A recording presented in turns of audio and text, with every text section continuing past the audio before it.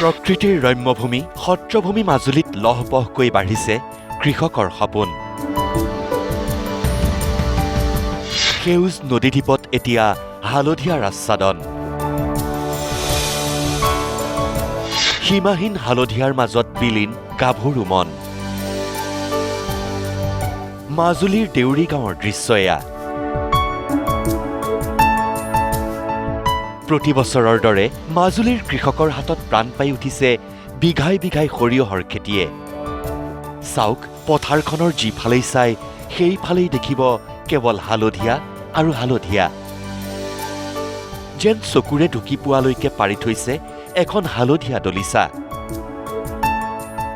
আৰু এই দৃষ্টিনন্দন হালধীয়াৰ মাজত নিজকে বিলীন কৰি দিলে এজাক গাভৰুৱে। মনৰ আনন্দত কোনোৱে খোপাত গুজিলে সৰিয়হৰ ফুল, কোনোৱে আকৌ বিহু নাচি আনন্দ উল্লাস কৰিলে হালধীয়াৰ মাজত, আন কোনোৱে নিজৰ মোবাইলৰ কেমেৰাত আবদ্ধ কৰিলে মনোমোহা দৃশ্য।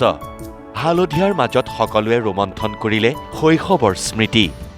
এই হালধীয়াখিনিয়ে কেৱল অকল আমাক নান্দনিক এখন ছবিয়ে প্ৰদান কৰিছে তেনেকুৱা নহয়, যিহেতু বৰ্তমান সময়ত আমাৰ বজাৰ আমাৰ পথাৰ যি শ্লোগান হৈছে, ইয়াত আচলতে বাস্তৱ ৰূপত এই ছবি দাঙি ধৰিছে।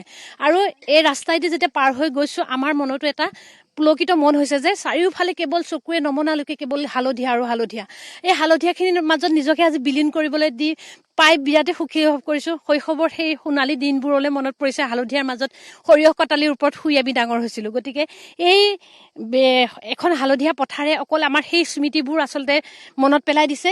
আৰু এই যুৱতীসকলো আহি, বিভিন্ন প্ৰান্তৰ যুৱতীসকল আহি যে ইয়াত পথাৰৰ লগত সম্পৃক্ত হৈছে, হালধীয়াৰ মাজত নিজকে বিলীন কৰি দিছে, সেইটো আমাৰ কাৰণে এটা যোগাত্মক দিশ।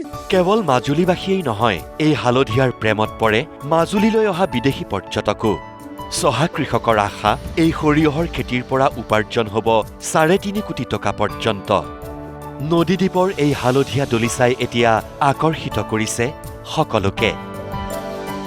কেমেৰা পাৰ্চন পুলকৰ সৈতে মাজুলীৰ পৰা ৰঞ্জন বৰা, নিউজ লাইভ।